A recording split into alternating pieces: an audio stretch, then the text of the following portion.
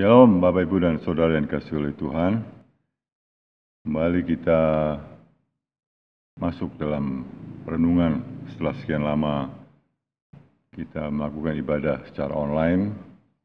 Masih belum tiba waktunya untuk kita melakukan ibadah secara offline. Dan kali ini saya bersyukur mendapat kesempatan untuk membawakan renungan di hadapan Bapak Ibu dan Saudara sekalian. Sebelumnya mari kita menghadap Tuhan, memohon hikmat dan anugerahnya. Mari kita berdoa. Tuhan, kami bersyukur kalau kami boleh datang kepadamu pada hari ini. Dengan seluruh keberadaan kami datang untuk mendengarkan firman-Mu. Tuhan, urapi kami, baik yang bicara juga yang mendengar, supaya apa yang kami dengar pada hari ini adalah satu kebenaran yang datang dari Tuhan dan bisa membawa kami pada semangat dan kekuatan yang baru untuk kami bisa melalui hari-hari kami dengan kemenangan yang datang dari Tuhan. Di dalam nama Tuhan Yesus kami boleh bersyukur dan berdoa. Amin. Hari ini saya mengambil tema mengubah kesulitan menjadi kesempatan. Yang diambil dari 1 Samuel pasal yang ke-17. Saya akan bacakan untuk Bapak Ibu dan Saudara sekalian, mulai dari ayat yang ke-40. 1 Samuel pasal 17, ayat yang ke-40 dan seterusnya. Lalu Daud mengambil tongkatnya di tangannya, dipilihnya dari dasar sungai 5 batu yang licin, dan ditaruhnya dalam kantung gembala yang dibawanya, yakni tempat batu-batu, sedang umbannya dipegangnya di tangannya. Demikianlah ia mendekati orang Filistin itu. Orang Filistin itu kian dekat menghampiri Daud dan di depannya orang yang membawa perisainya. Ketika orang Filistin itu menunjukkan pandangnya ke arah Daud serta melihat dia, dihinanya Daud itu karena ia masih muda, kemerah-merahan dan elok parasnya.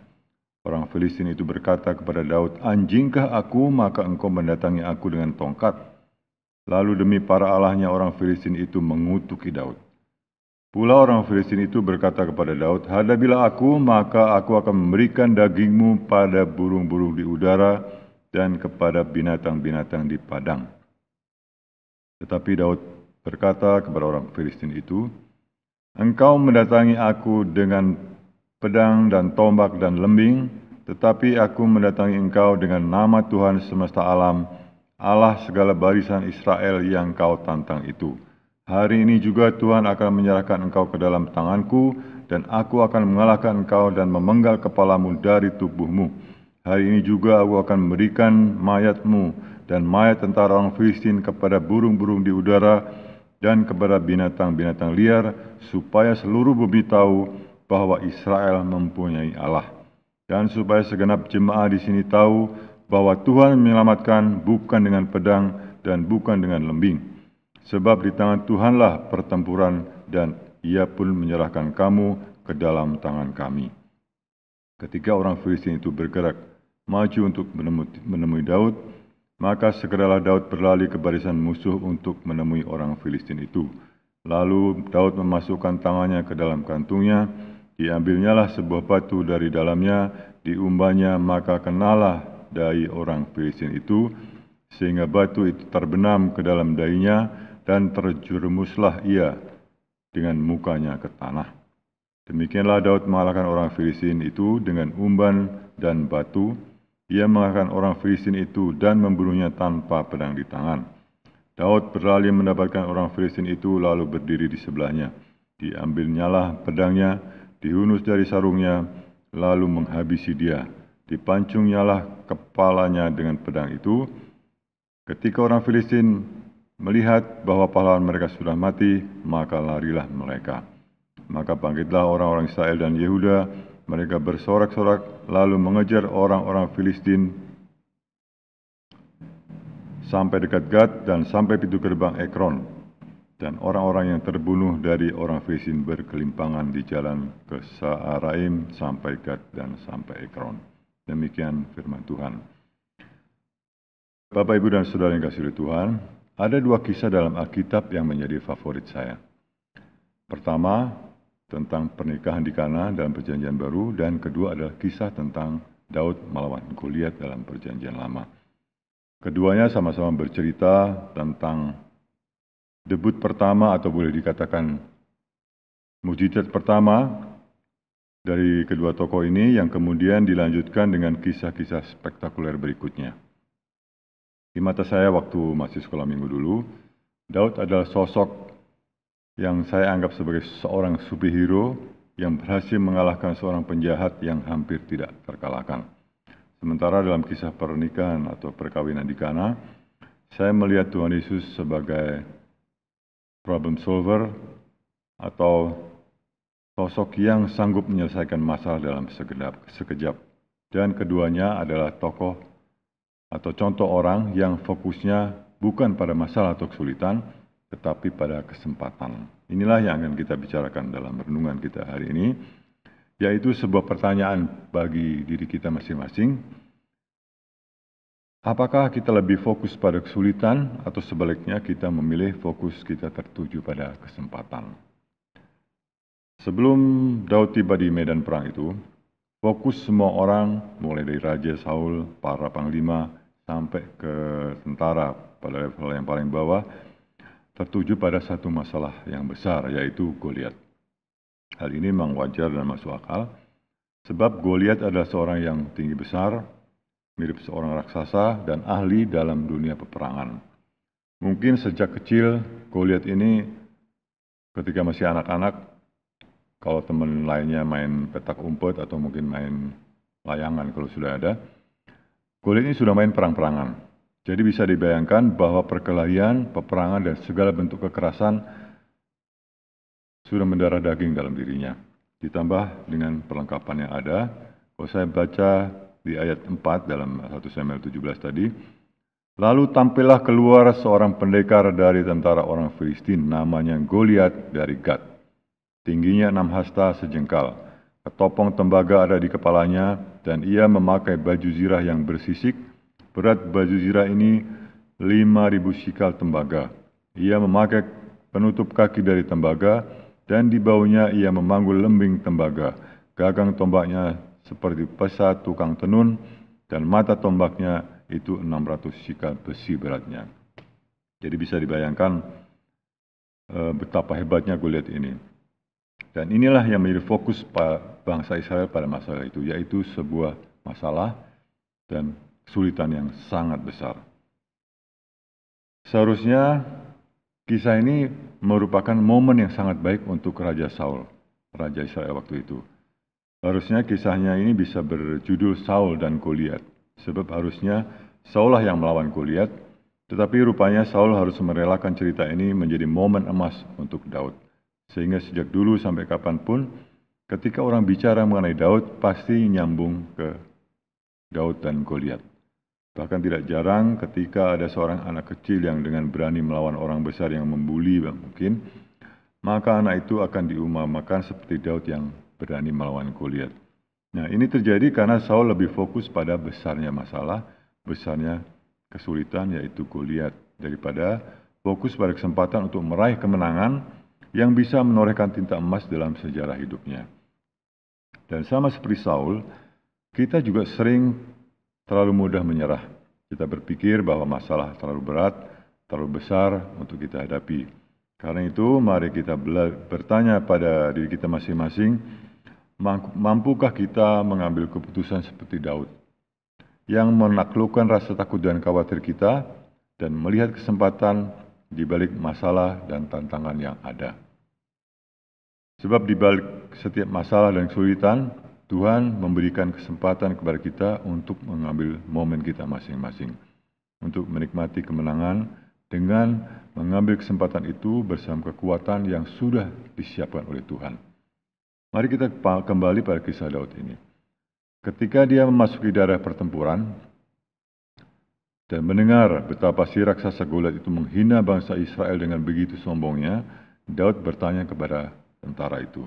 Dalam ayat 26 dikatakan, lalu berkatalah Daud kepada orang-orang yang berdiri di dekatnya, apakah yang akan dilakukan kepada orang yang mengalahkan orang Filistin itu dan yang menghindarkan cemooh orang dari Israel? siapakah orang Filistin yang tidak bersunat ini sampai ia berani mencemoohkan barisan dari Allah yang hidup? Nah, masalah di situ sudah jelas, yaitu Goliat. Tapi dari apa yang didengarnya, Daud mendapat 3 kesempatan yang ada di depannya. Dalam ayat 25 dikatakan, "Berkatalah orang-orang Israel itu, sudahkah kamu lihat orang yang maju itu? Sesungguhnya ia maju untuk mencemoohkan orang Israel." Ini kesempatannya. Orang yang mengalahkan dia akan dianugerahi raja kekayaan yang besar. Satu. Yang kedua, raja akan memberikan anaknya yang perempuan kepadanya. Dan yang ketiga, dan kaum keluarganya akan dibebaskan dari pajak di Israel. Inilah yang menjadi fokus bagi Daud dalam mengambil keputusan untuk bertindak melawan Goliat, yaitu kesempatan. Nah, Bapak, Ibu, dan Saudara yang kasih oleh Tuhan, sudah lebih dari 5 bulan ini kita menderita karena COVID-19. Saya sendiri sejak bulan Maret ini, kantor saya tutup entah sampai kapan. Dan bukan hanya saya atau orang yang karyawan seperti saya yang menderita, bahkan para pengusaha, terutama yang hanya bisa menunggu usahanya buka kembali tanpa ada income yang masuk, masih harus memikirkan gaji untuk karyawan, bayar ini dan itu, dan sebagainya, juga mengalami penderitaan dengan level dan tingkat yang mungkin berbeda dengan kita. Ini adalah masalah, ini adalah kesulitan, dan sama seperti Goliat, hanya dalam bentuk yang berbeda. Nah, firman Tuhan kali ini juga memberikan kekuatan bagi saya sendiri secara pribadi. Terus terang, tidak jarang, saya juga larut dalam kekhawatiran yang panjang melihat situasi dan kondisi yang terjadi saat ini. Contohnya, misalnya airport yang rencananya baru akan dibuka bulan September untuk turis internasional, ternyata masih harus ditunda sampai tahun depan. Ini masalah, ini Goliat. Dan ternyata cukup berat dan cukup besar. Tapi kalau saya diingatkan dan dikuatkan Tuhan melalui kisah Daud ini, saya berharap Bapak, Ibu, dan Saudara yang saat ini juga mungkin mengalami kekhawatiran dan ketakutan bisa mendapat kekuatan yang sama. Sebagai anak-anak Tuhan, kita bisa meneladani Daud yang fokusnya justru untuk mengalahkan Goliat dan memenangkan pertandingan dengan keyakinan bahwa dia berperang di bawah penyertaan Tuhan. Tidak jarang, walaupun kita sudah mengambil keputusan dan siap untuk bergerak, datang masalah yang baru, yang mungkin bisa melemahkan iman kita. Di sini, di kisah ini, masalah baru justru datang dari kakaknya. Ayat 28, saya bacakan untuk Bapak, Ibu, dan Saudara. Ketika Eliab kakaknya yang tertua mendengar perkataan Daud kepada orang-orang itu, bangkitlah amarah Eliab kepada Daud sambil berkata, "Mengapa engkau datang? Dan pada siapakah kau tinggalkan kambing domba yang 2-3 ekor itu di padang gurun? Aku kenal sifat pemberanimu dan kejahatan hatimu. Engkau datang kemari dengan maksud melihat pertempuran." Ada 3 teguran yang diberikan oleh kakaknya. Pertama, dia menanyakan motifnya apa Daud ke sana. Kedua, dia meremehkan dengan mengingatkan Daud bahwa dia hanya seorang penggembala. Dan ketiga, ini semacam sindiran yang menganggap Daud adalah orang yang sok berani. Bahkan ketika menghadap Saul pun, sang Raja Saul ini juga meremehkan dia.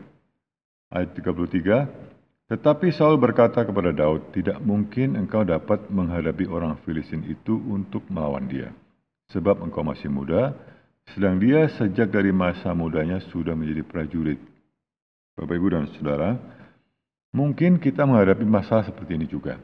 Di saat kita mau maju bergerak, ada orang yang menjatuhkan semangat kita, atau bahkan kita sendiri yang tidak yakin pada diri kita sendiri.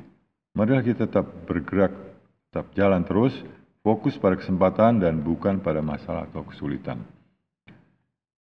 Beberapa waktu yang lalu saya membeli ikan bakar di pinggir jalan. Ini seperti kalau kita lewat ke daerah Candidase, ada orang-orang yang jual ikan bakar di pinggir jalan lengkap dengan bumbunya. Nah, sambil ngobrol dengan orang itu, saya dengar, karena dia banyak cerita, dia dengar bahwa dia terpaksa melakukan pekerjaan ini atau menjual ikan seperti itu karena dia tadinya sebagai seorang guide berbahasa Belanda, tidak ada tamu yang datang sejak pandemi. Jadi untuk survive dia mengambil kerjaan seperti itu. Dan saya melihat banyak orang yang beralih profesi seperti ini dan inilah salah satu cara untuk kita bisa bertahan, bisa berjuang di tengah-tengah masa sulit sekarang ini. Dan saya bersyukur banyak juga di antara kita, jemaat, bahkan anak-anak muda yang juga menjadi kreatif dalam menyikapi wabah corona ini. Ini yang saya maksud dengan mengambil kesempatan dalam menghadapi masalah dan tantangan yang ada. Bagaimana caranya? Saya baca ayat 40. Lalu Daud mengambil tongkatnya di tangannya, dipilihnya dari dasar sungai 5 batu yang licin, dan ditaruhnya dalam kantung gembala yang dibawanya, yakni tempat batu-batu. Sedang umbannya dipegangnya di tangannya. Demikianlah ia mendekati orang Filistin itu. Daud memberikan contoh yang nyata dan jelas. Bagaimana dia melengkapi dirinya dalam melawan Goliat. Dan ini yang harus kita contoh. 5 batu yang dipilih oleh Daud sebagai senjata dalam melawan Goliat bisa kita pakai sebagai senjata kita dalam menghadapi, dalam melewati setiap masalah termasuk pandemik yang panjang seperti sekarang ini. Kita bisa mengibaratkan 5 batu itu menjadi senjata-senjata yang dipakai oleh Daud dan kita bisa pakai untuk kita bisa bertahan, bisa survive, bisa melewati masa-masa sulit ini dan berakhir dengan kemenangan. Batu yang pertama itu adalah keberanian dalam mengambil keputusan. Seluruh tentara Israel waktu itu, termasuk Raja Saul, tercekam dalam ketakutan melihat betapa Goliat merupakan seorang raksasa yang menakutkan dan sepertinya sulit dikalahkan. Tapi Daud melihat ini sebagai sebuah kesempatan untuk menunjukkan kemenangan bagi umat pilihan Tuhan. Begitu juga dengan kita. Mungkin saat ini kita sedang mengalami kesulitan yang memang benar-benar menakutkan. Tapi kita harus berani menghadapinya dengan kekuatan Tuhan. Kekuatan inilah yang akan membuat kita berani mengambil keputusan yang tepat dan benar untuk melewati setiap masalah yang ada. Dari mana datang kekuatan ini? Inilah batu yang kedua, yaitu firman Tuhan.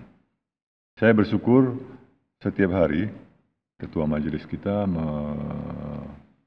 mengirim atau membagikan lewat WhatsApp warta jemaat renungan mesbah keluarga. Jadi kita harus berterima kasih kepada Pak Peter.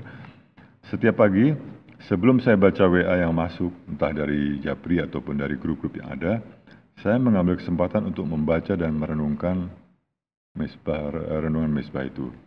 Dan saya merasa bahwa setiap hari ada kekuatan baru dalam diri saya. Untuk itu saya mengundang Bapak Ibu dan Saudara sekalian, karena ini di-share di grup warta, jadi saya pikir semua bisa mendapatkannya. Setiap pagi Peter pasti kirim itu. Saya mengundang kita semua untuk membaca renungan ini sebelum membaca berita-berita yang lain, atau joke-joke, atau gambar-gambar yang lucu, atau malah jorok ya. Jadi ini jauh lebih penting. Mengapa? Daripada kita fokus pada berita-berita yang akan melemahkan kita, membuat kita semakin khawatir, sebaiknya kita hanya mengambil berita itu sebagai bahan informasi yang seperlunya supaya kita tidak tertinggal. Tetapi sebaliknya kita memulai hari kita dengan firman Tuhan dan merenungkannya agar fokus kita lebih tertuju pada kesempatan-kesempatan yang dibuka oleh Tuhan melalui firman-firman itu. Sebab saya percaya ini akan memberikan kekuatan dan keberanian yang baru bagi kita semua. Batu yang ketiga adalah persiapan atau latihan. Saya percaya ketika Daud sedang menggembalakan ternak-ternaknya, dia tidak hanya bermain kecapi atau tidur-tiduran sambil leyeh-leyeh. Pasti dia melakukan latihan-latihan baik dengan tangan kosong, dengan tongkat, atau dengan sling yang sekarang dipakai untuk melawan Goliat. Kalau tidak demikian, dia tidak akan mampu menewaskan Goliat dan meluncurkan batu itu tepat mengenai dahinya si Goliat tadi. Nah, sejak pandemik ini, saya rajin buka-buka resep secara online dan mempraktekannya dengan membuat masakan. Jadi saya bisa masak sekarang.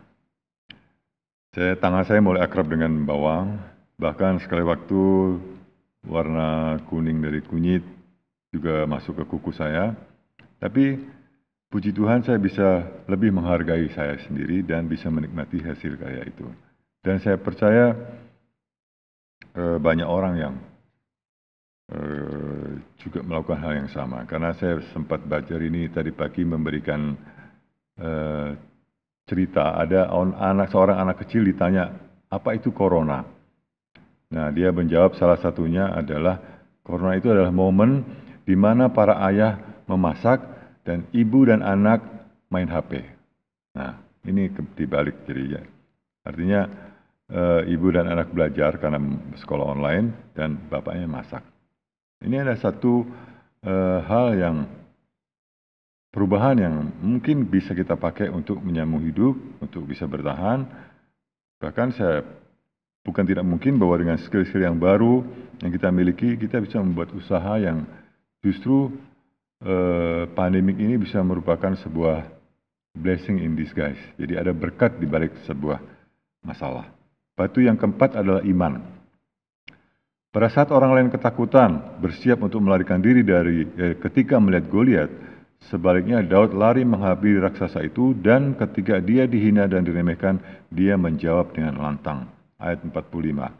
Tetapi Daud berkata kepada orang Filistin itu, engkau mendatangi aku dengan pedang dan tombak dan lembing, tetapi aku mendatangi engkau dengan nama Tuhan semesta alam, Allah segala barisan Israel yang kau tantang itu.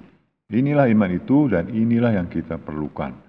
Dari banyak berita yang masuk, kita mendengar bahwa dunia akan mengalami resesi yang hebat. Banyak perusahaan yang sudah dan akan bangkrut, perusahaan dunia ini. Bahkan diprediksi nilai mata uang akan jatuh. Dan berbagai berita menakutkan lainnya. Itu semua mungkin benar dan mungkin akan terjadi.